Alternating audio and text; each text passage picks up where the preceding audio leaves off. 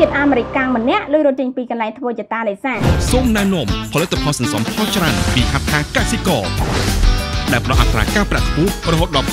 5.5% និងលក្ខខណ្ឌដកប្រាក់ងាយស្រួលលោកស្រីអាវ៉ាន់ឌិនរដ្ឋលេខាធិការនិងជាអ្នកនាំពាក្យក្រសួងសុខាភិបាលបានឲ្យដឹងថាស្ត្រីខ្មែរសញ្ជាតិអាមេរិកមួយរូបមានឈ្មោះរស់វីរ៉ាបានលុយរត់ចេញពីកន្លែងធ្វើចតាលេសាហើយស្ត្រីរូបនេះបានចូលមកដល់ប្រទេសកម្ពុជាកាលពីថ្ងៃទី15ខែកក្កដាឆ្នាំ2020គាត់ជាអ្នកដំណើរក្នុងយន្តហោះជាមួយមន្ត្រីស្ថានទូតអាមេរិកពីររូបដែលរកឃើញមានជំងឺ COVID-19 កាលពីថ្ងៃទី16ខែកក្កដាកន្លងទៅនេះហើយត្រូវបានដាក់ឲ្យធ្វើចតាលេសានៅសន្តាគារមួយក្នុងរាជធានីភ្នំពេញនៅថ្ងៃទី17ខែកក្កដាស្ត្រីរូបនេះបានស្នាក់នៅក្នុងបន្ទប់របស់ខ្លួនធម្មតាស្រាប់តែព្រឹកឡើងម៉ោងប្រមាណ7ព្រឹកថ្ងៃទី18ខែកក្កដាពេលគ្រូពេទ្យយកអាហារទៅជូនមិនឃើញទៅមានការភ្ញាក់ផ្អើលតែម្ដងលោកស្រីរដ្ឋលេខាធិការបានបញ្ជាក់ថាមិនដល់រសៀលថ្ងៃទី18កម្លាំងសមត្ថកិច្ចកំពុងតាមការស្រាវជ្រាវរកស្ត្រីរូបនេះត្រឡប់មកវិញលោកស្រីក៏បានអំពាវនាវដល់ប្រជាពលរដ្ឋដែលបានរកឃើញស្ត្រីមានភ័ណ្ឌភាគនៅក្នុងរូបថតសូមប្រញាប់រាយការណ៍ទៅអាជ្ញាធរក្នុងមូលដ្ឋានព័ត៌មានថ្មីៗពីប៉ុស្តិ៍ប្រជាប្រិយ